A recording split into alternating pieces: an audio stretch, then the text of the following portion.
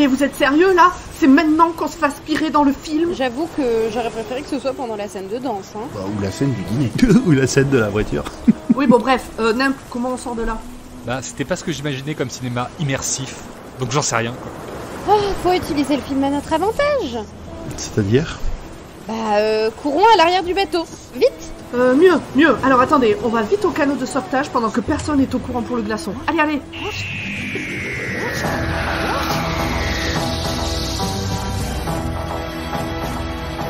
Bonsoir et bienvenue dans Dr Watt, le podcast qui vous parlera de docteur, mais jamais au grand jamais de Chancremou. Excusez-moi, je suis un peu choqué par ça. On se retrouve donc tous ensemble dans notre TARDIS virtuel avec Nimp. Salut, bonsoir. Pomme. Coucou. Zu. Yo. Audrey. C'est moi. Ah, mais qui est apparu dans notre cockpit? Mais c'est... Bonsoir, qui êtes-vous? Coucou, c'est Lexine. Salut, Lexine. Bonsoir, Lexine. Bonsoir. Coucou. Qu'est-ce que tu viens faire dans le coin? Coucou Lexine. Bah, j'étais partie me baigner et l'eau était froide, alors je suis remontée à bord.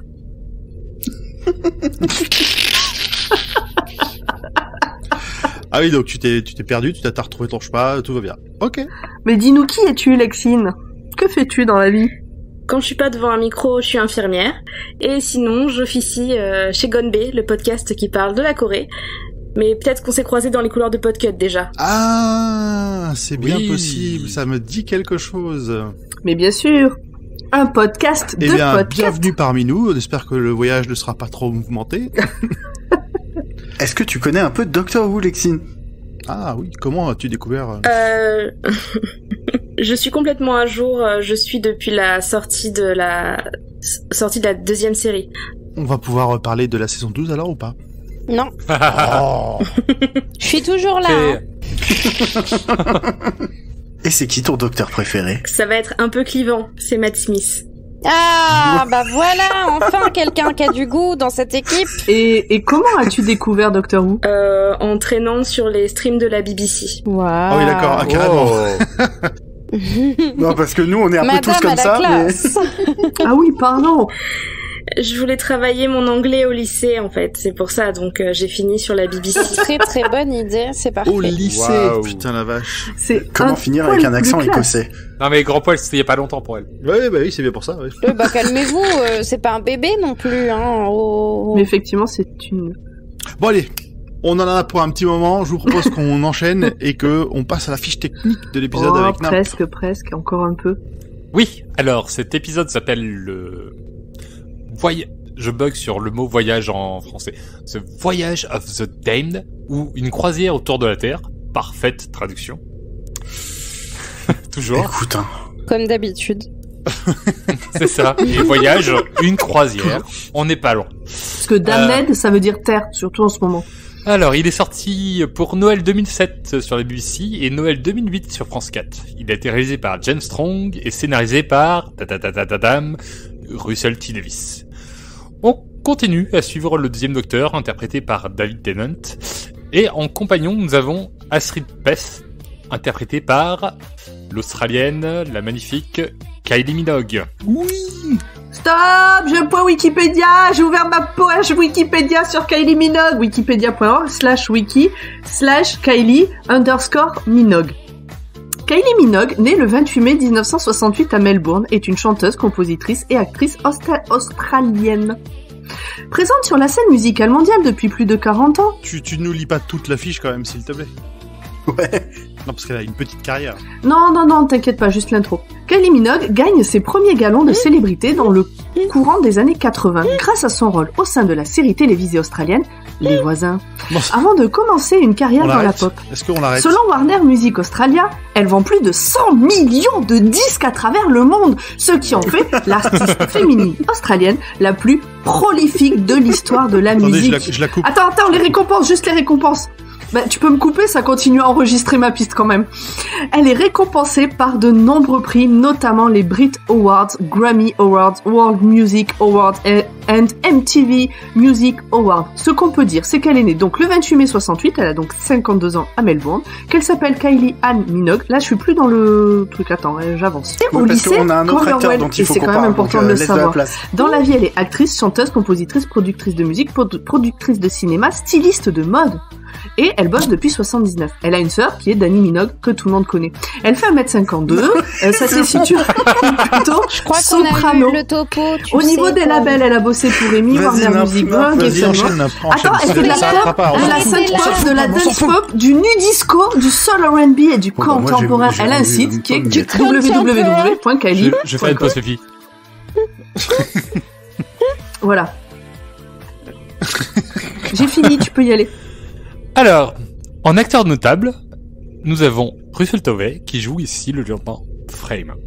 On a pu le voir dans la série Being Human de Toby Whitehouse, l'épisode de Sherlock Holmes adapté du chien des Baskerville de Stephen Moffat et Mark Gatiss, les séries de la CW, Flash, Supergirl, etc. Je suis très nul en comics. Dans le rôle de Ray Terrill, aux côtés d'Arthur Darville, aka Rory Williams dans Doctor Who. Ceux qui savent déjà, savent déjà. Et plus récemment dans la série Et ceux Years qui savent and pas, Years. savent pas, blablabla. Oh. Ah, ça Bah, va, toi, tu sais déjà, Audrey, arrête Rory, un toi, peu, tu là. sais déjà. alors, un Rory. peu fouille, hein. Oui, mais ça me rend triste pour tous ces gens qui ne savent pas. Mais ils vont bientôt Ouais, mais savoir. il s'appelle pas Rory Williams déjà, on le sait. Pour ceux qui savent. Oui, au début, il Ceux s'appelle qui Rory savent Williams. savent. J'ai l'impression d'être au lycée. Bien oui. sûr, on parle de Rory Pond, mais bon. Et plus récemment dans la série Years and Years de Russell T Davies, dont on vous a conseillé déjà le visionnage le mois dernier. Alors, dans cet épisode, en cette veille de Noël, le docteur prend part clandestinement à une croisière sur le Titanic, paquebot spatial faisant escale près de la Terre. Ce nom serait-il prémonitoire pour la suite de cette aventure ? Et est-ce que Kylie Minogue rejoindra le club des compagnons du docteur ? Ce sera à Zu de nous en dire plus tout à l'heure. Merci Nimp.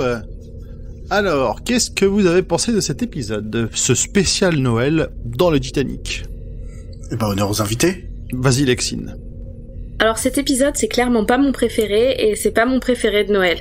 Mais c'est un épisode que j'ai adoré parce que vous auriez raison de le regarder. You should be so lucky. Hein. Voilà. Il y a des chansons de Noël en fond, donc forcément ça me met de bonne humeur. Enfin, les 5 premières minutes de l'épisode. Après, franchement, les personnages sont super attachants, il y a du rythme. Mais c'est pas l'épisode que j'ai préféré parce que j'étais juste triste à la fin, pour plein de raisons. Et c'est pas que j'ai trouvé l'épisode inutile, mais l'épisode, c'était juste pour plomber l'ambiance, j'avais l'impression. Donc, on saura pourquoi après. Voilà. Je veux pas spoiler, donc je vais pas dire aussi... T'inquiète pas, on spoilera Ouais. bien assez tôt. Voilà. Ah, mais je suis c'est vrai d'accord, qu'il y c'est a clairement des- un épisode de transition entre deux saisons. Là, il y avait un vide à combler et puis on sent que c'est temporaire. Et effectivement, je trouvais que c'était plutôt un épisode un peu triste, surtout la fin comme ça. Enfin, pareil, on la mentionnera. Par contre, il est badass. Il est... Voilà, juste point quand même, il a son moment badass qui m'a un peu donné foi en l'épisode et le fait qu'il y ait Kylie Minogue qui est mignonne à pleurer, voilà. Je vous laisse parler, pardon. Non mais pas de souci. Zu, qu'est-ce que t'en as pensé? Je trouve que c'est un épisode qui est intéressant parce que il introduit bien l'après saison 4. Le docteur sous un angle qu'on voit plutôt après la saison 4 et avant la saison 5.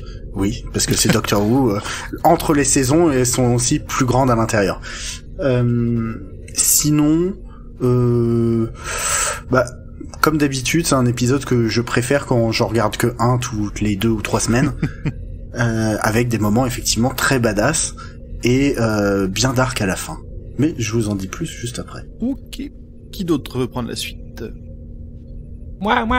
Allez, vas-y, Nop. Je trouve que c'est un beau cadeau de Noël, comme épisode. Les effets sont top.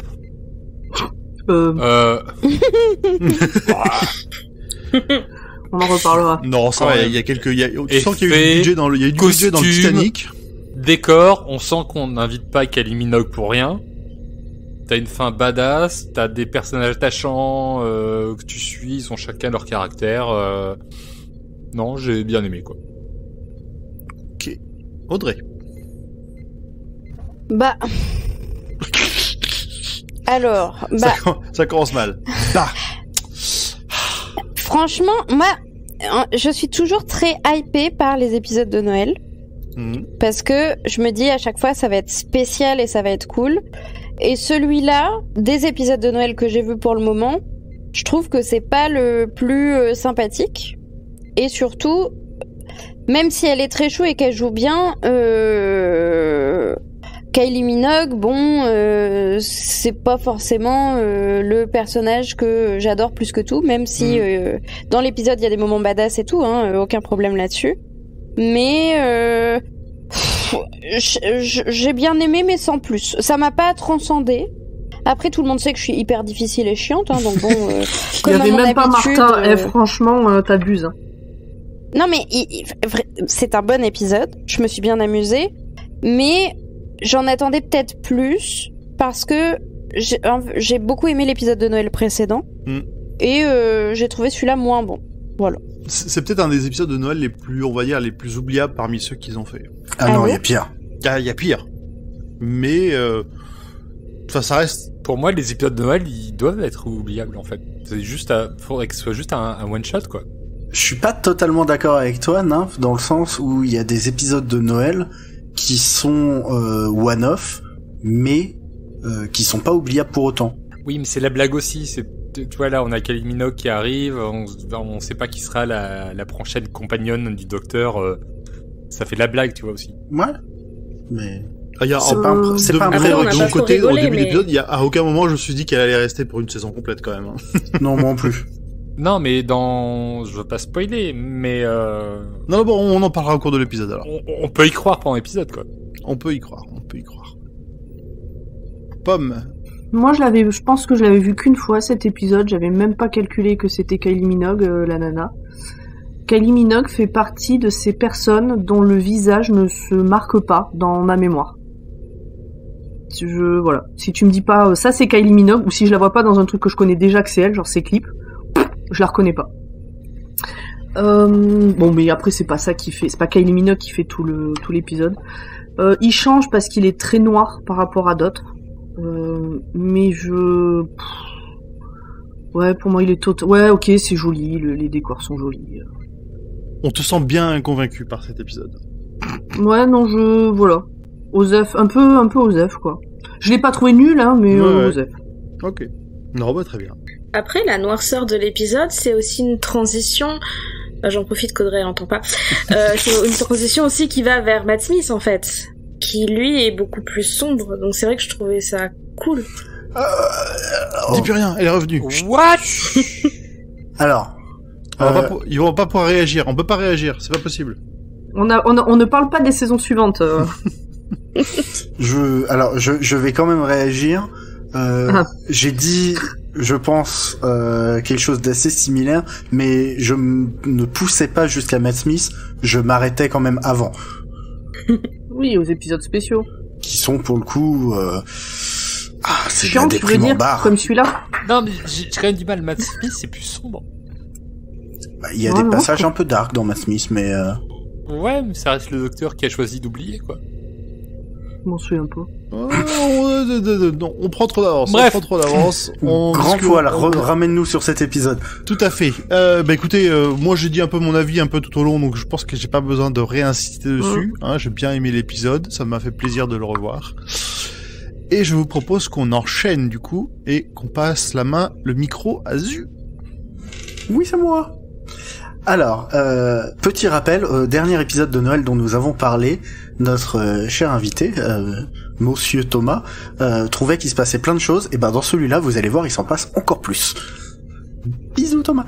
Alors, oui, je trouve qu'il se passe beaucoup de choses dans cet épisode. On retrouve le docteur là où on l'a laissé à la fin de l'épisode précédent, seul, tout tristounet dans son Tardis, quand tout à coup, corne de brume, collision, une bouée qui tombe dessus, avec écrit Titanic. Et là, on sait évidemment que c'est une référence directe au film Titanic, sorti en 97, fait par James Cameron avec Leonardo DiCaprio, Kate Winslet, Billy Zane, Frances Fisher entre autres pour plein d'autres acteurs. Je crois et que tu t'es évidemment, trompé de ce page film Wikipédia. faisait déjà référence au livre Le naufrage du Titan, qui parle d'un paquebot qui s'appelle le Titan et qui coule suite à un accident. Et donc du coup, c'est ça, c'est quand même cool, c'est que ça fait une référence comme ça à un truc littéraire, à un truc filmique. Je trouve ça vraiment pas mal. Je crois que tu t'es encore trompé de page Wikipédia. C'est-à-dire, je comprends pas. C'est pas que dans la fiction, le Titanic. Alors il y a d'autres films de fiction sur le Titanic, ça oui, si vous voulez, je peux chercher les pages Wikipédia qui en parlent. Il y a eu un Titanic 2. Putain, je l'ai vu. Réalisé par Uwe Boll, c'est ça? Alors, je crois pas. Non, mais justement, alors c'est ce que je voulais rajouter. Non, mais c'est important, c'est que ce Titanic-là, avec le docteur, est une meilleure suite au film Titanic que Titanic 2. C'est douloureux à regarder. Ne faites pas ça. Non, mais c'est une suite, genre, ce qui se passe après, ou? En fait, ça se passe genre 20 ans plus tard, ou genre de nos jours. Ils créent un paquebot qui s'appelle Titanic 2. Ils refont le même trajet, sauf que cette fois, il y a eu la banquise, je déconne pas, ce film existe vraiment, il y a eu la banquise qui s'est défaite donc au nord, et ça fait un raz-de-marée avec plein de glaçons dedans, et le Titanic 2 est pris dedans. Donc il y a plein de gamins qui jouent, enfin des ados qui jouent très très mal, enfin des jeunes adultes qui jouent très très mal. Il y a des scènes entières qui sont copiées-collées du premier film de James Cameron. Mais vraiment, c'est exactement les mêmes. C'est très mal joué, très mal doublé. Et ça finit sur la musique de Céline Dion. Mais est-ce qu'il y a des requins? Mais ils ont eu les droits? Ils ont eu les droits. Écoute, visiblement. Non, mais ce film est une bouse non, mais vraiment, c'est pas possible. J'en ai vu des mauvais films, mais celui-là, il est terrible. Il est pas mal. J'avoue, c'est un... Tu l'as vu aussi? Oh, bah oui, hein, tu sais. J'aime bien t'entendre me faire du mal comme ça. Ne faites pas ça chez vous, ne faites pas ça seul, s'il vous plaît. Bon. 2-3 boutons, quelques tours de manivelle plus tard, le TARDIS se répare et se matérialise à bord du bateau. C'est visiblement Noël, en juger par la musique, les décorations, et à ce moment-là, les personnes qui ont suivi leur cours d'histoire se disent que quelque chose cloche. Bah déjà parce que c'était pas Noël, hein. Le Titanic il a pas coulé à Noël. Hein. C'est les cloches de Noël. Ding ding ding ding ding. Exactement, et ceux qui voient un petit humanoïde rouge à pic courir à travers la pièce se disent aussi que quelque chose cloche. Une bogue de châtaigne. Ouais, c'est ça. Banaka Falata. Oh, beau. J'espère que je réussirai à le dire aussi bien plus tard. Le docteur s'approche de la fenêtre, travelling arrière, il est dans l'espace, à bord d'un vaisseau spatial qui ressemble au Titanic. Le haut-parleur souhaite un joyeux Noël aux passagers et... générique. Oh non.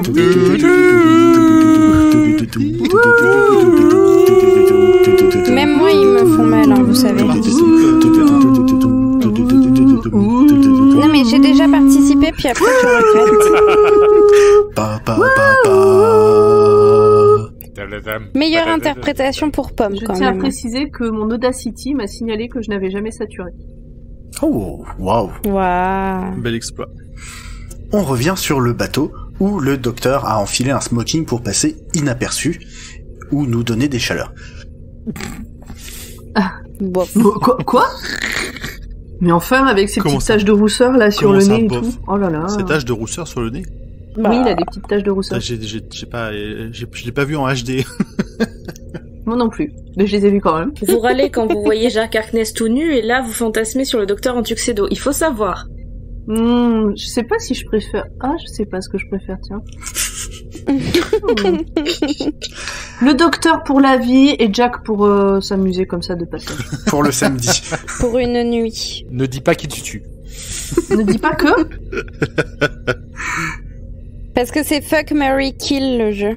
Bah. Ah, qui est... Donc là, tu as dit qui tu mariais et qui tu baisais, mais tu n'as pas dit qui tu tuais. Si tu dis Matt Smith, tu auras 2 personnes à dos ce soir. Non, pas du tout. Bah non, le pauvre. Non, bah là, comme ça, ça viendra, vous inquiétez pas. Un passager qui parle très fort au téléphone percute une serveuse et commence à l'engueuler parce qu'elle a taché son costume qui est une relique de l'ancienne Terre, nanani nana. Donc pendant que Monsieur Connard s'éloigne, le docteur aide la jeune fille à ramasser les morceaux de verre. Tiens, tu l'appelles quand même monsieur. J'aurais pas été aussi sympa. Et il porte un costard, donc Monsieur Connard, ça marche bien.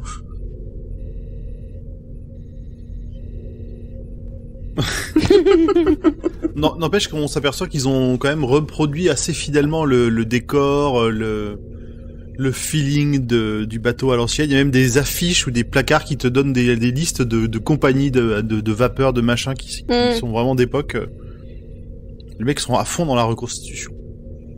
Et c'est marrant parce que maintenant que tu le dis, Pomme, l'autre connard... Moi, c'est Grand Poil. Il me fait penser à...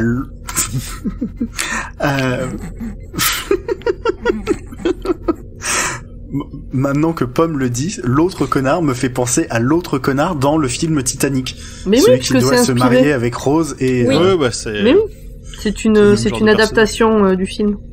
Ben, j'avais pas fait le rapprochement entre les deux, connards. Conno. Je ne sais pas. Bref, ça dragouille, ça papote, et puis elle retourne travailler. Le docteur voit des robots, anges, et décide de demander « Mais qui a eu cette idée magique d'appeler un vaisseau le Titanic ça crée Max Capricorne, Max Capricorne !» Ouais, c'est dit comme ça dans le Alors, il faut quand même noter que les robots anges, ils ont quand même dès le départ une sale gueule, tu sens qu'ils vont pas être gentils. Hein. Non mais les anges dans Doctor Who c'est jamais bon signe. Non mais là vraiment en plus ils ont une tête, une espèce de masque avec une bouche mobile en dessous, ils te font peur dès que tu les vois. Ah, ils sont goldés hein. À peine on les a vus, mais genre effleurés de la vue. La personne qui partage mon canapé a dit ah bah c'est eux les méchants. Ça faisait 3 minutes que l'épisode avait commencé. Décidément, j'aime beaucoup la personne qui partage ton canapé parce qu'à chaque fois qu'elle commande Doctor Who, c'est toujours épique. Donc probablement émerveillé par mon imitation de France Gall, le robot se met à bugger et le personnage d'équipage embarque en pestant que c'est le 8e aujourd'hui et que la DSI est encore à se tourner les pouces. Non mais vraiment le service desk, ils servent à rien. La dernière fois j'ai dû attendre 1 heure pour qu'on m'installe OneNote. Ah non ça mais suffit, vraiment bon monsieur, stop, où va le traumatisme monde du boulot ça suffit. Du calme. Respire. T'as encore quelques heures avant d'y retourner. Et peut-être même je pourrais caser un peu de sommeil. Au poste de pilotage, le capitaine étant dans l'esprit de Noël, envoie tout le petit monde picoler pendant que lui tient la barre. Le lieutenant Frame reste car c'est écrit dans le règlement qu'il faut toujours être 2 au poste. Ça a pas l'air de ravir le capitaine. Les schtroumpfs à lunettes, ça ravit jamais les capitaines. Ouais, mais ça fait très Lufthansa, ça m'a filé le frisson, moi, de revoir ce passage. Est-ce qu'on peut m'expliquer Lufthansa? Oui, j'essaie de comprendre pourquoi tu... Il y a quelques années, il y a un pilote de la Lufthansa qui a attendu le copilote qui a attendu que le pilote aille faire pipi pour se loquer dans le cockpit et faire écraser un avion. Un avion plein. Ah. Et quand on voit la suite du scénario, à chaque fois j'y pense et j'étais là, oh là là. Ah, je ne connaissais pas cette anecdote, mais oui. Ouais, mais je m'en souvenais pas, mais effectivement, c'est un peu pareil. Retour à la fête de notre côté. À ma droite, une bande de bullies hilars. À ma gauche, un couple habillé en tenue texane violette mangeant des chicken wings. Le docteur, n'aimant pas les brutes et les bullies, décide de leur faire péter une bouteille de champagne à la tronche avec son tournevis sonique. Oui, parce que les bullies se moquent des Texans actuellement, à ce moment-là, quoi. Donc maintenant il est copain avec Morvin et Foon Van Hoof, qui sont gagnants d'un jeu concours qui leur a permis de participer à cette croisière. Elle a eu de la chatte, Foon. Oui, bon, elle a eu de la chance. Et d'ailleurs, avec le ticket de croisière, ils ont gagné une excursion sur la Terre. Waouh. Le tout guidé par Monsieur Copper. Le docteur qui voit Astrid, la serveuse de tout à l'heure qui passe par là, l'attrape par le poignet et d'un coup de papier psychique, l'embarque elle aussi sur Terre. Oui, c'est tout le monde arrive en disant j'ai le numéro 67 rouge, 67 rouge et lui il brandit son papier psychique en disant 67 rouge plus 1. Le fameux plus one du docteur. Voilà. Donc Monsieur Copper, avant de descendre, explique un peu les traditions terriennes. Les habitants du pays de GB vénèrent Noël, Dieu le Père Noël et sa femme Marie, de son nom de famille Christmas, pour célébrer leur dieu tous les ans. Ils attaquent les habitants d'Inde pour les manger. Bon. Oui, ils mangent des dindes. Ouais, on sent que leurs archives historiques sont étranges. Légèrement faussées. Moi là, c'est un truc qui m'a un peu choqué, c'est qu'il y a quand même les 3/4 qui ont l'air vraiment super humains, et ils arrivent à une époque reculés comme si c'était eux qui avaient fait un voyage dans le temps, ou comme si c'était des humains qui venaient d'une autre planète, d'une autre galaxie, quoi. Et je trouve qu'il manquait sur ce point-là, il manquait une petite explication de qui sont ces gens qui font des voyages alors qu'ils ont vraiment l'air tous humains. Il y a même pas une explication qui dit, bah non, ils sont pas humains, ils sont une autre race. Je suis d'accord là-dessus. Je me dis, mais attends, c'est pas des humains qui sont partis coloniser parce qu'on est à notre époque. Alors, dans l'univers de Doctor Who, je pense que je suis en train de dire quelque chose d'approximatif, mais je vais le dire quand même. Les humains ressemblent à des Gallifréens. Oui, ce que je me suis dit après, le docteur ressemble bien à un humain, donc... C'est ça. Donc c'est magique. C'est nous qui leur ressemblons et pas eux qui nous ressemblent. Ok. Non, là tu te trompes, ça c'est Stargate. Ah merde. Pardon. Par contre, c'est vrai que dans la croisière, il y a peu de non-humanoïdes. Par contre, c'est vrai qu'il n'y a pas trop de variété. Banaka Falata. Moi, là où je trouve que c'est intéressant, c'est que ça fait réfléchir sur nous, la compréhension qu'on peut avoir de sociétés qui n'existent plus. Ah, clairement. Dans la vraie vie. Parce que je trouve que parfois on est très affirmatif sur des choses qu'en fait... On n'en sait rien. Ceci était probablement une petite cuillère, et perdu. C'était une arme. Oui, mais il faut pas regarder le secret des pyramides, des trucs comme ça non plus, quoi. Non plus, évidemment. Donc le docteur est aussi sceptique que nous, mais descend quand même. Et dans les rues de Londres, eh bien, tout est vide. Il l'explique lui-même, à force de faire des épisodes de Noël dans Londres, les Londoniens en ont eu marre, et se sont tous barrés pour éviter une autre attaque alien. Tous ? Non. La famille royale est restée. Et le monsieur dans la cabine. Le monsieur dans la cabine, dont au générique on apprendra qu'il s'appelle Wilfred Mott. Voilà. D'ailleurs, il dit que si la reine reste, il reste aussi. J'adore ce mec. C'est un patriote et un fier défenseur de la Grande-Bretagne. Vendre des trucs quand il y a personne à la rue, c'est chiant. Il a quand même pas s'amuser. Vraiment, le mec c'est je reste, mais il y a personne. Bah, je suppose qu'il est pas son propre patron et qu'il a pas trop eu le choix. Ah, dans des petits kiosques comme ça, il y a moyen quand même. Mais oui. Mais encore heureux qu'il soit resté, il a pu nous donner un peu de contexte. Et justement, pendant qu'il donne un peu tout ce contexte, eh bien, toute la fine équipe disparaît et revient sur le bateau. Enfin, sur le vaisseau, pardon. Donc, le docteur demande pourquoi, et on lui répond que c'est à cause d'une fluctuation énergétique. Là, il commence à flairer un peu les ennuis, et donc va essayer de mener l'enquête pour se rendre compte qu'en fait, c'est une tempête d'astéroïdes qui arrive, et que la perturbation énergétique, c'est juste que les boucliers ont été baissés. Donc, astéroïde, sans bouclier, égale Titanic. C'est ça. Et là, on comprend mieux pourquoi est-ce qu'il a voulu être tout seul sur dans le poste de pilotage, même s'il a gardé le petit jeune, il s'est dit que le petit jeune, il risquait pas grand-chose, quoi. Mais surtout, le petit jeune, il dit, mais attendez, vous avez activé le champ magnétique du vaisseau pour attirer les astéroïdes. Malin. Ouais, non, mais il se rend compte qu'il y a quelque chose qui cloche, le petit jeune. Non, mais il comprend que c'est le capitaine, surtout, qui attire les astéroïdes vers le bateau, le vaisseau. Et d'ailleurs, il essaie d'empêcher le capitaine d'arriver à ses fins, mais le capitaine avait tout prévu et lui tire dessus. En même temps, c'est facile. Le docteur essaie de contacter le poste de pilotage, ça gueule dans tous les sens, et bim, collision. Juste avant ça, le capitaine avait dit avait émis le fait que il était embauché par des gens par une personne en tout cas qui allait lui filer beaucoup d'argent qu'il pourrait redonner à sa famille, et que lui de toute façon il était condamné dans les 6 mois prochains. Ça ne le dérange pas de se sacrifier, de se faire buter dans l'espèce d'attentat sur le Titanic pour après refiler de la thune à sa famille. Il doit vivre dans une sacrée misère pour en arriver là. Ah, tuer 2000 personnes, oui. Un peu plus que 2000 personnes. Bah, surtout accepter de mourir contre de l'argent pour sa famille. Moi, à l'heure actuelle, tu me proposes 8 millions d'euros, contre ma mort pour ma famille, je dis non. Mais non, mais il dit qu'il est condamné il dit qu'il est condamné dans les 6 mois. Ah oui, c'est vrai qu'il y a ça. De toute façon, il va mourir. Oui. Donc, reprenons après la collision. Nous avons une nouvelle équipe de survivants constituée.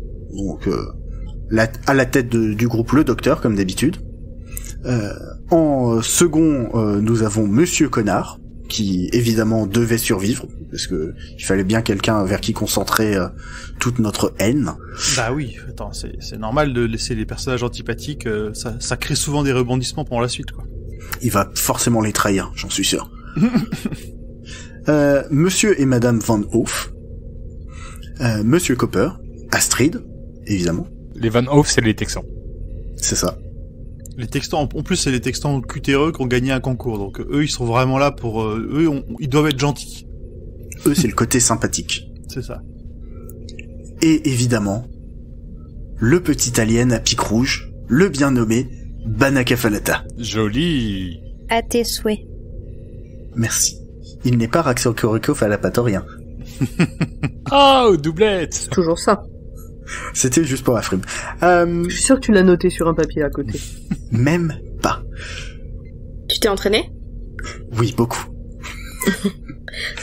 L'objectif de toute cette équipe, retrouver le bah non, pas le TARDIS, hein. On le voit qui flotte tout doucement parmi les débris et les cadavres avant de se diriger vers la Terre. C'est sympa, hein. N'empêche que pour une race ultra avancée, les Time Lords, ils avaient quand même pas inventé le pilote automatique juste pour que le truc il sache retourner vers son propriétaire, quoi. L'effet yo-yo. Attends, le TARDIS il voyage dans l'espace et dans le temps, il est pas foutu d'avoir juste de se dire tiens, je vais voyager sur mon sur mon conducteur, ce serait pratique. Après, elle était peut-être vexée, elle a un sacré caractère. Hein. Dans cette scène, ce qui m'a choqué, c'était les cadavres qui flottaient. Alors, mais on a dit que c'était un épisode particulièrement sombre. Hein. Oui, non, mais... Joyeux Noël. Ouais, c'est ça. Je veux décorer le sapin avec ma maman, pour ceux qui connaissent cette chanson des blaireaux. Je vous laisserai aller l'écouter. Donc, l'objectif, c'est plus trop de retrouver le TARDIS. Et l'objectif, on sait pas trop ce que c'est à ce moment-là. Hein. Le docteur discute avec le lieutenant Frames, voilà, ça papote à la radio, ça dit que le vaisseau il va se crasher. Le lieutenant a réussi à maintenir les moteurs allumés, donc bon, c'est pas ça le problème. Je crois que le docteur il dirige juste l'équipe vers le poste de pilotage, mais à ce moment-là c'est pas clair hein, pour moi. Je pense que même pour le docteur c'est pas très clair à ce moment-là. C'est peut-être l'effet Doctor Who. Il a vu un couloir et il s'est dit je vais y aller. Il faut courir. Attends, faut courir dans le couloir. Avant de courir, il y a quand même Monsieur Connard qui dit et pourquoi on devrait t'écouter ? Et là, il fait un super speech où il explique que il est un Time Lord de la planète Gallifrey dans la constellation de Casterboros et qu'il a vécu 900 ans et que c'est lui le boss. Et c'est très très classe. Là, il avait vraiment envie de lui fermer sa gueule. Là. Mais vous avez été convaincu par ce speech, vous ? Grave. Je trouvais que c'était trop. Ouais, c'était ridicule. C'était un peu ridicule, c'était trop. J'ai pas compris pourquoi. Alors, qui s'énerve certes, mais qui dépose tous ses titres de noblesse, on va dire, à la face de l'autre, qui doit même pas savoir ce que ça veut dire en fait. Un vrai Daenerys. Ouais, c'est ce que j'allais dire. Si ça marche pour elle, ça marche pour lui. Je sais pas, avec un regard... Alors, je sais pas, c'est peut-être parce que ça fait un peu aristocrate et ça m'a saoulé. Moi, je suis comte, alors taisez-vous et je m'en occupe. Ferme ta gueule, ça veut pas dire que t'as les compétences. Non, mais en plus... Non, mais c'était pour jouer sur le même niveau que l'autre, quoi. Je t'entends pouffer de rire, grand poil. Pas du tout.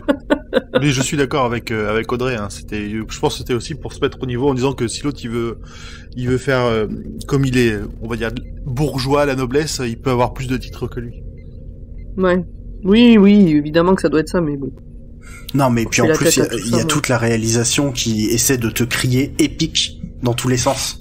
C'est-à-dire que ça zoome sur lui, il y a du feu derrière, il y a ses cheveux qui tremblent tout seuls, enfin c'est...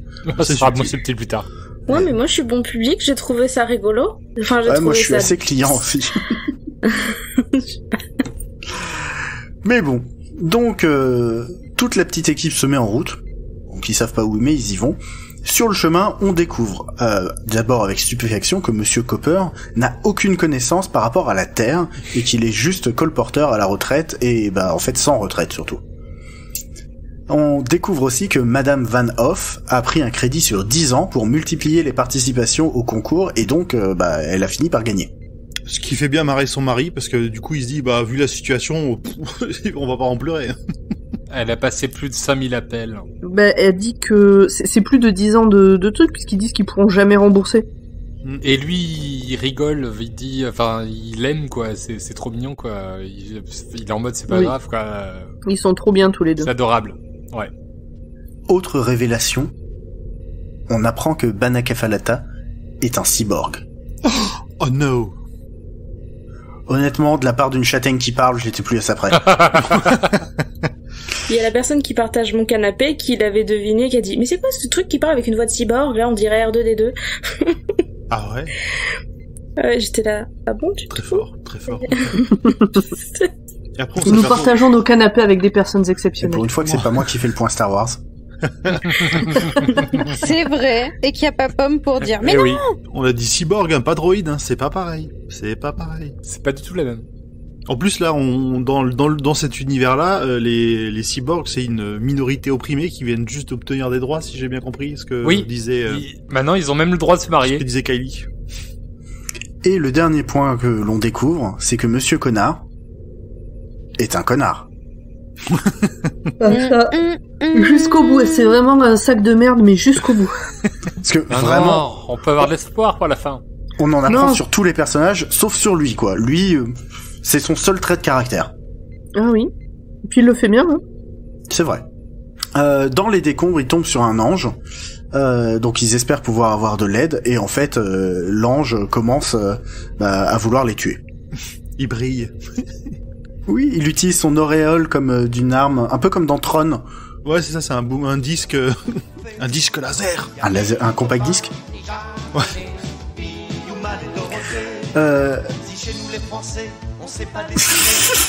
Non, s'il te plaît, non. Déjà, je chante dans cet épisode, on va pas leur infliger Dorothée en plus. Le groupe doit maintenant traverser une passerelle au-dessus des moteurs à nu, donc globalement au-dessus d'une grosse boule de feu. Sinon, ça serait trop facile. Monsieur Van Hoff arrive à peine dans la sable que il glisse et il tombe. C'était gratuit. Et Madame Van Hoff, elle m'a fait pleurer à ce moment-là, quoi. Elle veut que son mari soit encore vivant. Est-ce qu'il n'y avait pas un champ magnétique qui a pu le sauver ou quoi que ce soit? Il faut le sauver et tout. Vraiment, non, c'était triste, quoi. Oui, alors, ça l'était la première fois que j'ai visionné cet épisode. Je me souviens avoir beaucoup pleuré en fait pendant cet épisode il y a quelques années. Hier c'était chiant. L'autre jour là c'était chiant. Moi je trouve que c'est surtout gratuit. Je veux dire, j'ai l'impression de voir une adaptation d'une partie de jeu de rôle où le personnage de Monsieur Van Hoff a juste fait un échec critique. Ouais, il trébuche, il tombe, il meurt. Bon, et en tout cas, la scène dans cette salle va durer un petit moment quand même par rapport à la durée de l'épisode. Et je trouvais que la salle était bien faite pour rester dans une salle dans le Doctor Who par rapport à quand on court dans des gloires, quoi. Les anges arrivent, tout le monde se défend comme ils peuvent. Puis Banakafalata fait péter une bombe électromagnétique et ce faisant, il meurt. Elle sort de son petit bidou, c'était mignon. Bon après ça, il a plus d'énergie, il est foutu, mais... Ouais, c'est ça. Alors, on a oublié de préciser que c'est déjà, c'est déjà passé le moment où il s'est fiancé avec Kylie, presque marié. C'est dans les 15 secondes globalement où on apprend qu'il devient un cyborg. Oui, c'est à ce moment-là. Et juste après, elle a fait une réflexion sur l'âge du docteur en disant qu'il était bien conservé. Ce à quoi il a répondu, vous avez qu'à me voir au réveil. Et ce à quoi elle a répondu, oui. J'avoue, cette scène est et m'a donné un petit coup de chaud. Non mais c'est quand même temps, il fait très chaud dans le vaisseau à ce moment-là. Oui, ce qui est un peu un comble pour une adaptation du Titanic.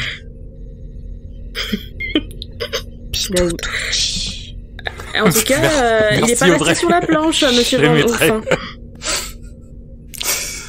Donc le groupe continue de traverser la planche, oui, comme tu dis. Et un ange qui a survécu, on ne sait comment, à la bombe, continue de menacer le groupe, mais Madame Van Ouf se sacrifie et rejoint son mari dans le cœur du réacteur. Comme je le disais, cette salle a été un vrai carnage. Bon là c'était un poil moins gratuit. C'était mal fait, mais c'était moins gratuit. C'est ça. J'ai presque l'impression que quand je la vois faire ça, c'est ah bah tiens, on a oublié de tuer son mari plus tôt, bon bah on le tue tout de suite, comme ça elle se sacrifie 15 secondes plus tard. Oui, c'est ça. Merde, on a oublié de le tuer. Moi je me demandais, attends, parce que...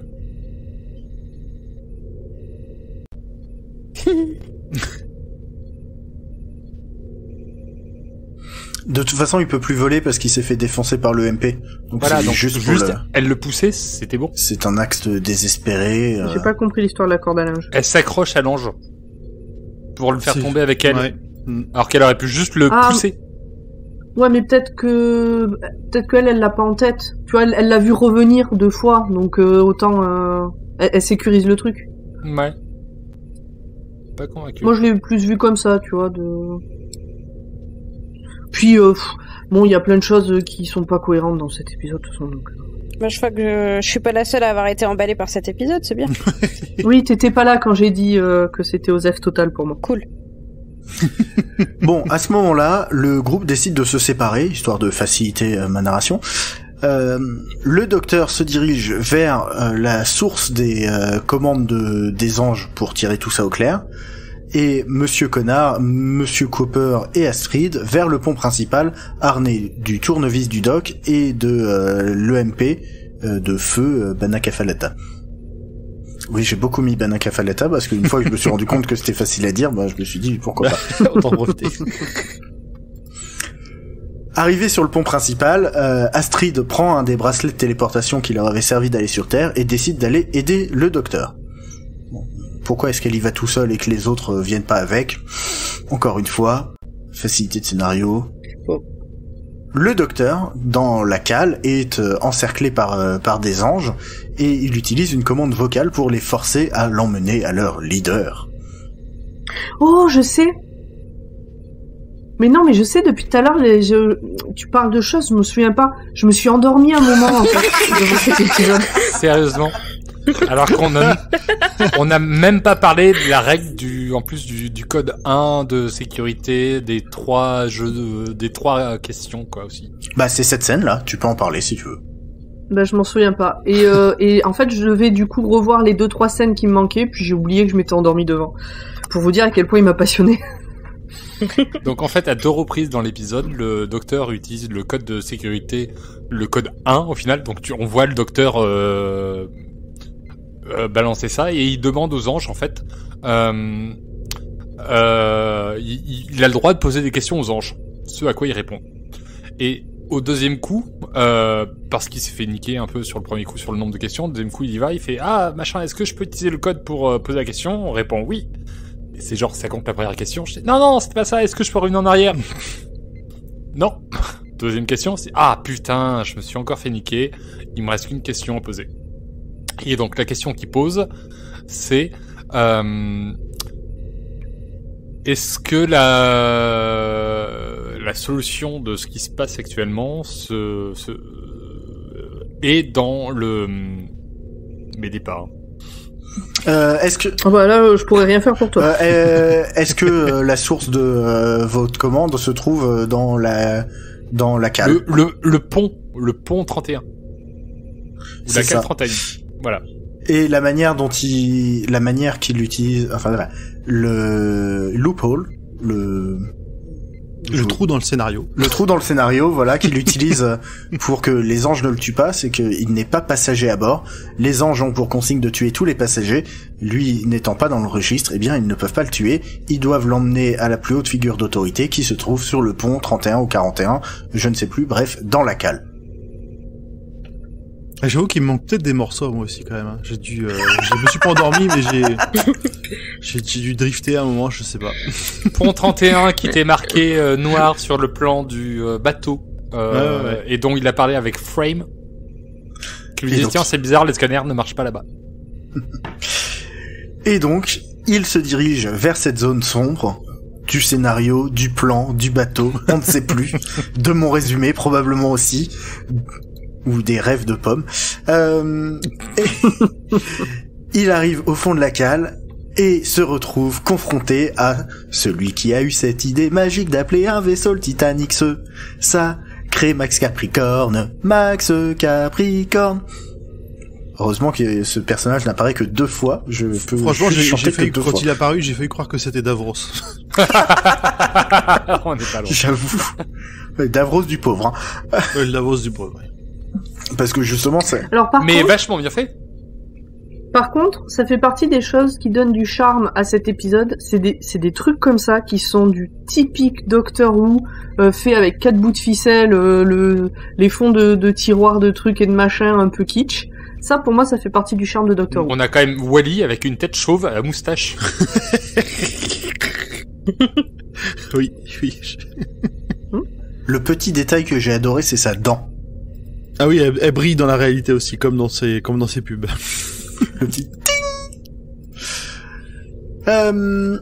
donc, ce cyborg dégueulasse explique qu'en fait, il a fait tout ça pour l'assurance. Que de faire péter le bateau, c'était une chose pour l'assurance, mais de faire péter toute la planète, bah, ça rapportait quand même beaucoup plus d'argent. Et Astrid, qui entend ça, chope un Fenwick qui passait par là, et le pousse dans le moteur comme les autres d'avant, et on la voit qui tombe au ralenti avec les flammes derrière, et c'est très triste. Alors après, il explique qu'il faisait ça aussi pour l'assurance parce que sa société, il y a tout qui se cassait la gueule. Hein. Il avait plus une thune, c'était la seule manière de se renflouer. Bah, c'était la solution de la dernière chance. Et il fallait qu'il soit sur place parce que bon, il voulait essayer de faire croire qu'il allait crever avec. Ouais, enfin, il aurait mieux fait de dire son horoscope parce que là, c'était pas gagné, hein. En même temps, quand le docteur passe, les méchants trépassent. Des fois pas les que... gentils aussi. Hein. Les gentils aussi. Oui, c'est quand il dit à un personnage que tu as vu depuis 15 secondes, quand il dit « Je vous promets, il ne va rien vous arriver », tu sais que c'est pas bon quand même. Il ne peut plus rien nous arriver d'affreux maintenant. C'est un épisode musical. Ça, ouais.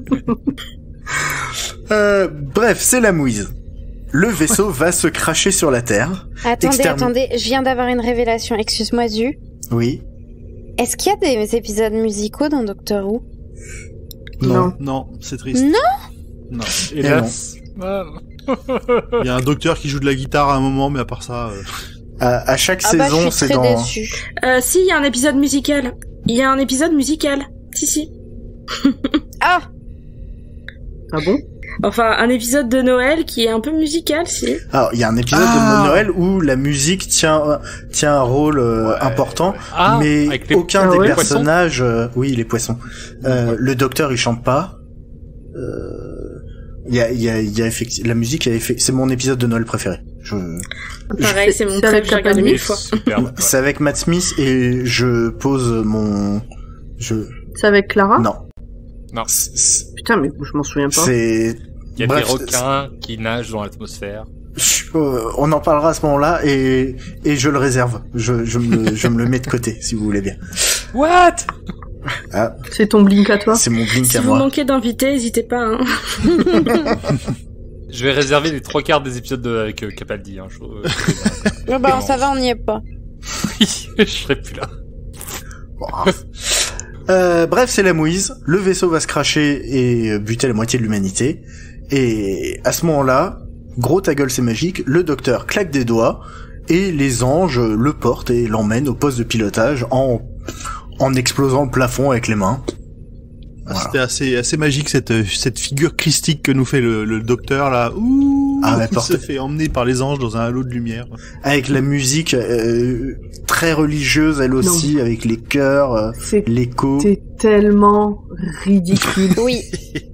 Merci, Pomme. Ah, j'ai trop rigolé, c'était complètement ridicule Mais comme tu dis. ça fait partie du kitsch. Ah oui, mais de là, Doctor c'est Who. le bon ridicule, c'est le kitsch Doctor Who pour moi. Non mais attendez, juste avant, il y a les flammes qui sont derrière lui. Il s'avance, Mais oui. il claque dans les doigts. Les anges arrivent, le chopent par les bras et montent et ça brille de partout. C'est ultra kitsch. Mais Oui. c'était ultra badass. Et donc tout ça est interrompu par le plafond. Le docteur est donc maintenant au poste de pilotage avec le lieutenant Frames. Il prend les commandes et il se dit que c'est le bon moment pour arrêter les Salamanec. Tu vois, j'ai réussi Benakafalata mais pas Salamalek, c'est fou quand même. On va arrêter toute cette procédure, on va être vraiment... ils sont entre amis quoi, ils sont plus que deux et donc il lui demande son prénom. Ce à quoi le lieutenant Frames répond Alonso. Et Merci, là, il y en a un qui suit. les yeux du docteur Là, ça m'a Il est s'illuminent. raté. Et Alors que j'avais parlé de cette scène au tout début de Tenante, où il croise enfin quelqu'un qui s'appelle Alonso. Bah, je l'ai même pas calculé quand c'est arrivé dans la série, dans cet épisode. Tu dormais encore ou t'étais revenu? Bah non, puisque non, j'étais revenu, mais pas bien du coup. Et donc le docteur chope la barre et nous gueule un beau « Allons-y, Alonso ». Et l'autre le regarde, Ça, il j'ai comprend pas ce bien qui se aimé. passe. Hein. Il est pas au courant de ce qui se passe. Alors là, on a une cascade, ne la tentez pas chez vous. Le docteur fait piquer le vaisseau droit vers la Terre. Bon, au passage, il se rend compte qu'il fonce droit sur Londres, au hasard. Tant qu'à faire, sur Buckingham même. Oui. Donc il passe un coup de fil à la reine avec sa chaussure. Enfin, Wesh mamie, il est temps de sortir là. Attends. et puis bah à force de descendre, ça commence à chauffer sévère. Comme ça chauffe, les moteurs redémarrent. Pourquoi pas. Et là il tire sur les manettes et il frôle la terre et ça remonte et tout le monde est sauvé et ta gueule c'est magique. Et puis on voit bien en plus la reine de dos qui lui fait ah merci docteur. Avec des bigoudis et en robe de chambre. Ouais, et il y a les corgis aussi qui courent dans. Ouais. Oui, Ils sont mignons les corgis. oui, Dans le genre ridicule. mais mignon. De retour sur le pont principal, il se souvient que Astrid portait un bracelet. Il doit donc pouvoir la faire revenir, car il y a une assurance qui fait que s'il leur arrive quelque chose sur les planètes quand ils sont en excursion, il y a une sauvegarde, et donc il peut faire revenir, et il y arrive presque, et elle est tout là, un peu floue, un peu invisible, et pas assez de puissance. Et puis lui, oui voilà, enfin tu dis ça comme s'il réparait un moteur, mais il est à fond quoi. Il armoie presque, il veut absolument la sauver, c'est pas possible de pas la sauver. Ah, Personne et ne meurt c'est- quand le docteur s'en occupe. Ce qui est quand même pas non plus vrai. Ah oui, vu qu'il essaie de la sauver elle, mais pas les trois d'avant, quoi. Alors, oui, en plus oui. Alors non, les trois d'avant n'avaient pas le bracelet. Oui, ils avaient Mais pas le ils bracelet, ont- mais ils ont porter le bracelet Ils ont- à un moment donné, donc techniquement ça marche. Non, du tout. Il explique que elle a gardé le bracelet puisqu'il fallait pas qu'elle se fasse choper et puis son chef était là au moment où ils sont revenus. Donc elle avait toujours le Mais c'est bracelet une au moment techno où de elle est merde, on est tombée. d'accord dans ce cas-là. Mais non, C'est genre faut avoir, Parce qu'il faut avoir le explique que- bracelet quand tu crèves, quoi. oui, oui. c'est ça. c'est le bracelet qui te sauve. C'est comme si tu disais mais la ceinture dans la voiture c'est une techno de merde, il faut l'avoir. Non, du le coup. bracelet Oui, t'enregistre. mais parce que le bracelet, c'est quand t'es sur une autre planète, le bracelet. C'est au cas où Il faut que tu le portes pour que ça marche. C'est au Si cas tu où le il te portes perd, pas, genre sur la c'est Terre, en parce fait. qu'en fait Bah oui, c'est ce que tu dis, il te Lexine. télécharge Non, enfin, parce qu'il te télécharge s'il sent que tu vas mourir. ah. D'accord. C'est ce qui est Ça me expliqué. va. Donc, comme d'accord les là-dessus. autres étaient pas sur le point de mourir avant de rendre le bracelet, bah ils ont pas été téléchargés. Ah, ok. Bah, moi j'étais sur les Mais- technos de téléportation qui détruisent qui tu es pour te recréer autre part, et donc du coup t'enregistres. Et donc du coup t'as été détruit quand t'as été téléporté, mais ok, si t'enregistres que... Bon, ok. Non, c'est bien précisé, c'est si t'es sur le point de mourir. Vous vous compliquez beaucoup trop la vie pour une technologie Doctor Who à base de ta gueule c'est magique. Non, mais c'est intéressant de se compliquer la vie, on en reparlera pendant la saison 4. En attendant, le docteur, lui, il se dit, il est emporté dans l'élan, quoi. Il a défoncé Max Capricorn, il a sauvé la Terre, il a redressé le Titanic, il se dit, j'y vais, et puis, combo breaker. Ouais, et vous vous êtes pas dit qu'à un moment donné, il voulait absolument sauver et ramener la blonde? Ça vous rappelle personne? Si. Genre un deuil qui serait pas fini et qu'on essaierait de sauver quelqu'un d'autre, comme si on pouvait sauver la bonne personne? Ouais, il y a peut-être une légère référence entre les deux. Vite fait. Oui, légère. Très subtil. Déjà, il l'a pas appelé Rose, c'est pas mal. Ah, mais en même temps, sur le Rose, Titanic, t'es déjà Rose... pris dans Titanic. Ouais. Ah. Okay. Mais bon, une blonde pop star qui joue dans Doctor Who, bon, effectivement, ça me rappelle non, quelqu'un. mais c'est ça. Donc, elle est là, elle est toute transparente. Il sait qu'il va pas pouvoir la ramener en entier. Il ouvre une fenêtre dans l'espace, ne faites pas ça chez vous. Et elle s'éparpille en poussière d'étoiles. C'est beau, mais triste. Alors, ce que tu dis pas, c'est que juste avant, il lui roule une galoche. Pourquoi? Ouais, ça c'est vrai. C'est le baiser de la mort. Ouais, enfin bon, il pouvait lui faire une bise, lui taper dans le dos. Je sais pas. Ce baiser sortait un peu de nulle part et je pense que c'est d'autant plus le truc de Rose enfin, c'est pour ça que je l'ai analysé comme ça. Une analogie à Rose, mais ouais, il sortait de nulle part. Pour moi, cet épisode, en larmoiement et en longueur, ouvre la porte aux futurs épisodes spéciaux qui sont trop longs en larmoiement et en trucs comme ça. Ah, parce qu'il y en aura d'autres des comme ça. C'est bien, c'est ce que j'ai dit en intro de cet épisode. Non, pas des comme ça, des bien pires. Des bien pires. Ah. Bah, il y a pas que du bon, hein, on le sait, il faut être préparé. Ah. Personne m'a préparé, moi, pour l'instant. Non, mais si, tu sais, quand t'es dans une relation depuis un moment, une personne que t'as aimé fortement, follement, avant de se séparer, souvent, t'as une période où t'en arrives à presque te détester et où du coup t'es content que ça se finisse. Et c'est exactement ce qui va se passer avec David Tennant dans une saison, tu verras. Vraiment, on lui vend super bien là, Audrey, merci. Déjà que j'ai adoré Tennant jusqu'à présent, mais bon. Là, elle est motivée pour la suite. Là. Mais je suis motivée, je veux voir. Je veux me faire mon avis. Allez, épilogue. Monsieur Connard avait vendu, parce que lui il a survécu, avait vendu toutes ses actions Max Capricorn avant le crash, et est donc maintenant très très riche. Monsieur Copper va aller en prison, car il avait pas les qualifications pour le job, et il va y avoir une enquête, et donc il va aller en prison. Le lieutenant Frames va aller boire une bonne bière dans la première Space Cantina qui passe. J'extrapole à peine. Monsieur Copper essaie de calmer le docteur qui est hyper furax de pas avoir réussi à sauver Astrid et lui explique que personne ne devrait avoir le droit de vie ou de mort sur d'autres gens comme ça, comme le Master ou ce genre de choses, même s'il le dit pas, mais on y pense. Le docteur, miséricordieux, chope de bracelet et embarque Monsieur Copper sur Terre avec lui. Là, il les balance le bracelet parce que ça sert plus à rien. Le docteur récupère son TARDIS et explique à Papy que sur sa carte bleue, il y a 1 million de livres sterling, et donc il est méga riche. Joyeuse retraite. Ouais, c'est pas...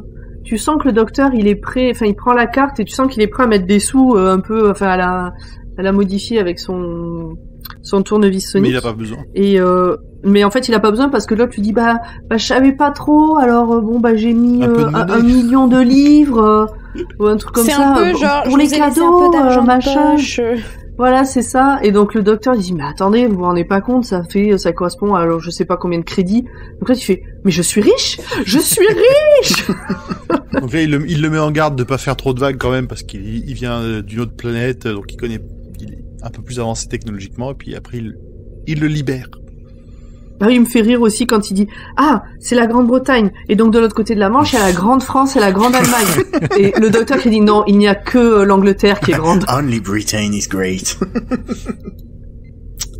Oui, il dit Britain en français, c'est bon, ça se traduit. Il n'y a que la Bretagne qui est grande. Ouais, calmez-vous. On est d'accord.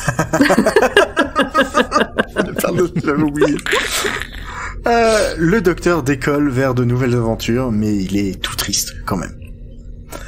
Écran noir. Cet épisode est dédié à Verity Lambert, qui est la première productrice de la série, décédée 1 mois avant la diffusion de cet épisode. Alors, de la nouvelle série ou de l'ancienne série? De l'ancienne série. D'accord. C'est la première productrice de Doctor Who ever. Voilà. Okay. Et fin. Enfin. Eh ben...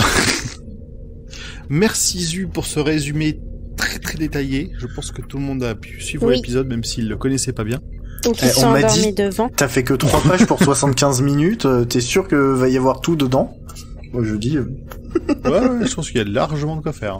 Bah oui. Du coup, est-ce que vous avez encore quelques petites choses à rajouter? Ou on passe à la suite? Moi j'ai des trucs à rajouter, mais après.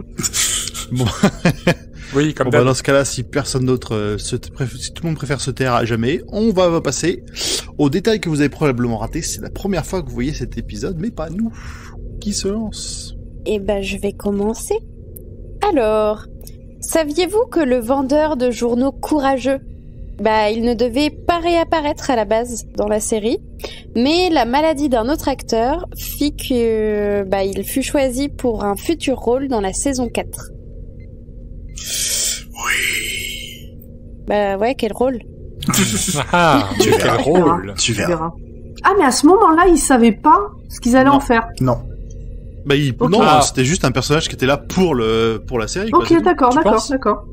Pour cette pour l'épisode, pardon. Il était là que pour l'épisode, hein, c'était pas... Je pense pas qu'ils avaient fait le casting de la saison 4 et... Pas sûr. Apparemment pas à ce moment-là. Le docteur voulant renommer Bana Kafalata en Bana rappelle lorsque le 4e docteur a décidé qu'il appellerait Romana Dvora Trelundar, soit Romana, soit Fred, dans l'aventure The Ribos Operation. Celle-là, elle était vache comme news à donner à notre invité, quand même. Moi, j'avais mis Bananarama dans mes notes, hein. Alors, petite incohérence dans la valeur de la monnaie de Sto. Fun Von Hoff explique qu'elle a dépensé 5000 crédits pour gagner le concours et qu'ils vont mettre des années à rembourser ça. Mais, à la fin de l'épisode, le docteur dit que 1 million de livres, c'est 50 millions de crédits. Donc, 5000 crédits, c'est 100 livres sterling. Alors ça va. Oui et non, ça dépend de comment vivent les gens sur leur planète. Peut-être que dans ce pays-là où là où eux vivent, 100 livres, c'est énorme. Quand j'ai écrit ça comme ça, je savais que t'allais rebondir là-dessus. Oui, mais c'est vrai. Mais oui, mais c'est vrai. Mais en attendant, on a l'impression que c'est des sommes énormes pour nous, mais ça va. Mais peut-être que chez eux, c'est énorme. Et c'est pour ça que... Faut pas trop se poser de questions, genre les mecs, ils ont fait la conversion ou pas? Non. Hein. Non, mais pour moi, ça paraît du tout d'autant plus cohérent qu'avec ses 50 millions de crédits, l'autre, c'est le roi du monde. Ah il est riche, hein. Il va pouvoir acheter une maison et avoir un chien. Tu vois, si 5000 crédits chez eux, ça se rembourse difficilement, 50 millions de crédits, c'est ouf. Oui, une maison et un chien. Oui, exactement. Moi, je trouve ça ouf. Avec plusieurs pièces. Dans l'orchestre à bord du Titanic, si on ouvre l'œil, on peut voir le compositeur des musiques de la série Murray Gold et celui des musiques de Torchwood, mais aussi chef d'orchestre des BBC Proms Doctor Who, Ben Foster. Ils sont beaux. Non, mais c'est sympa comme petit clin d'œil. Oui. C'est ça. En plus, ils font à partir de là, ils font vraiment un super taf niveau composition. Donc, parce que les musiques sont cool quand même. C'est vrai qu'on n'a pas à se plaindre des musiques de Doctor Who. Moi, j'aurais voulu Céline Dion. Dans la première version du scénario, le Titanic devait détruire Buckingham Palace dans un atterrissage forcé. Mais l'épisode ayant une fin assez dark comme ça, ils se décidèrent de ne pas en rajouter une couche. C'est vrai que... Ils ont déjà tué quasiment l'entièreté de l'équipage et des passagers du Titanic. Est-ce que c'est bien vu en Angleterre de faire une série où tu butes la reine? Et pas une reine fictive en plus. Buckingham Palace. Alors, la reine se barre avec ses chiens. On a les bruits de chiens. Quoi? Mais non, ils disent qu'ils restent là. Mais non. Ils finissent pas sortir. Le docteur prévient et t'as la reine qui se barre de Buckingham Palace. Et t'as même les sons des corgis, quoi. Ok. Techniquement, je crois que ils ont pas le droit de toucher à la reine dans les fictions BBC. Non, il me semble. Et surtout BBC. Avec ses 71 minutes, ressenti 92, c'est l'un des plus longs épisodes de la série derrière The End of Time, partie 2, 75 minutes, The Day of the Doctor, 76 minutes, le film de 1996, 85 minutes, The Five Doctors, l'épisode des 20 ans de la série qui dure 90 minutes. Putain, attendez. Il y a un épisode qui dure 90 minutes. Oui. Mais oui, tu l'as pas vu en plus, en fait. celui-là. C'est un film, il est génial. On va le regarder. Oui. Il a été diffusé au cinéma et tout, hein. Wow. Il n'a pas été traduit Alors en attends, français. c'est pas celui de En 90 live minutes partout qui a dans été le monde. diffusé au ciné. Hein. Ah non, pardon. En live à la télé partout dans le monde, même France 4 l'a eu en direct. Ça Non, c'était on confond. Ça c'était the Day of the Doctor Ouais, c'est le justement. Day of the Doctor. Ouais, Qui pardon. fait Ah 76 oui, minutes. effectivement. Mais comme non, il y a The plein de Five Doctor, c'est dedans, plus j'ai vieux, confondu. c'est plus vieux. Ah d'accord. The Five Doctor, oui, ça date des années 80. 3, 6, Ah oui, donc 83. c'est les classiques. 83. Et il y a Sarah James Smith dedans. Logique, vu que c'est elle qui a bossé avec le plus de docteurs. Voilà, bah ça fait pas mal d'infos tout ça. Ben, moi, j'avais un truc à rajouter que je trouve Vas-y. dommage que ça soit pas dans les informations. Et bah, Eh ben, le saviez-vous? Je l'ai lu sur Wikipédia. Absolument. Parce que je suis allée sur la Bien fiche entendu. Wikipédia de Astrid Peth, notre Ouais. chère Kylie Minogue. Et alors, en fait, Astrid, c'est un anagramme de Tardis. Et Peth, Perf. P-E-T-H, ça veut dire chose en gaélique, enfin en gallois. Donc du coup, ça serait la chose du Tardis. Voilà. Ah bah super. Ok. L'objectification. Moi, mais peut-être qu'elle a fini dans le Tardis en devenant poussière d'étoiles. Oui. Oui. On Je est Bon, tous bon, on a convaincus. d'analyse. Non, bah non. On a... Non, Bah merci Pomme. T'as bien Ah. fait. Merci Wikipédia aussi. Est-ce qu'on est arrivé au bout de toutes nos anecdotes, de nos histoires, de tout ce qu'on avait à dire? Pour moi, oui. Oui, moi aussi. C'est l'heure de la minute corporate. Mais d'abord, Lexine, est-ce que tu peux nous rappeler où est-ce qu'on peut te retrouver? Vous pouvez me retrouver sur Podcut, sur le podcast Gone Bay qui parle de la Corée du Sud, et donc sur tous les réseaux sociaux et sur toutes vos plateformes d'écoute. Dis-nous comment ça s'écrit, Gonbe. Ouais, on mettra les liens dans la description, mais vaut mieux que tu nous le dises. Alors, ça s'écrit G-E-O-N-B-A-E. Les liens seront en description. Ok, Bien. En tout cas, c'est noté. moi qui ne suis pas du tout l'histoire de la Corée du Sud, ni la culture, ni rien, je trouve que c'est très agréable à écouter ton podcast. Oui, c'est très très intéressant. J'apprends plein de trucs et moi qui étais plutôt intéressé par le Japon, et ben j'ai très envie d'aller voir la Corée maintenant. C'est que le podcast a touché sa cible. En plein dans mon cœur. Ton petit cœur. Dr. Watt est un podcast du label Podcut. Si vous voulez nous aider, vous pouvez nous mettre déjà des petits commentaires. On aime bien voir ça, ça nous motive, ça nous donne envie de continuer, de poursuivre l'aventure. Vous pouvez aussi aider le label dans son entier en nous donnant des sous si vous avez envie. On a un Des Patreon. Indiens Des sous. Non, des Ah oui, mince. pépettes. Ah, Des pépettes. Du pognon. Donc patreon.com/podcut. On fait partie de combien on est actuellement de podcasts? 25, 5, 25? 23? On est où? 26, 25. On a quoi? 25, non, 25, voilà. On a la Ok. confiture, on a... Ah, on a de Donc quoi oui, faire là, un bon, bon Media repas. Story, moyenne Au moins- orientation, Colette, Colette, Popcorn Moyen-Orient, Impact. Orientation. Moyenne orientation. moyenne d'orientation, que j'ai écouté Et, cet après, et le- c'était top. Donc maintenant, on est 25 et c'est top. Allez, écoutez ce que font les autres. Et donc cet épisode devrait sortir le... 16 octobre. Pour les gens qui nous écoutent, il sortira dans 2 semaines. Exactement. Et sinon, par rapport à nous, il sortira le 16 octobre. Le 16 octobre. Eh ben, je peux quand même dire ce que j'ai à dire. Et en ce moment, il y a une fiction sur Podcut qui s'appelle Salt de tout compte, qui est créé, enregistré, monté et tout par Zu. Oui, c'est moi. Oui. Donc il y a un épisode par jour. Donc si vous n'avez pas encore écouté, vous avez 16 épisodes de retard et il vous en reste 14 à venir. Allez écouter tout ça. Voilà, c'est un épisode par jour, c'est très très court. Et Vous trouverez ça sur le flux Podcut Fiction. exactement. Ok, ben il nous reste à vous souhaiter une bonne journée, soirée, et puis on se retrouve dans 2 semaines dans le Tardis. Bye Bye bye. bye. Bye Ciao. bye. Bye Ciao bye. ciao.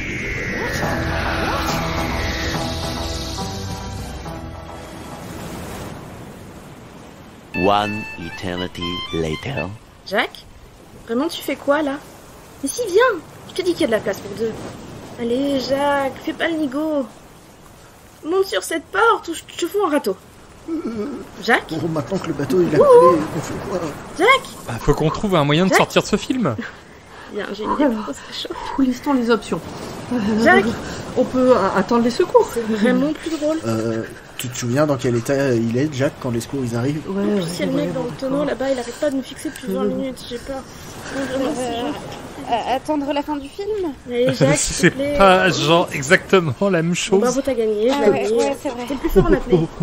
Peut-être Jack briser le 4e mur.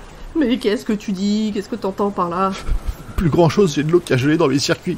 Parle plutôt de ce côté. Mais non! Qu'est-ce que tu veux dire? C'est quoi ton plan? Bah, je sais pas, j'ai dit ça comme ça, mais si on brise le 4e mur, on peut peut-être passer à travers et se retrouver dans la salle. Concrètement. Je sais pas, faut demander à l'auteur.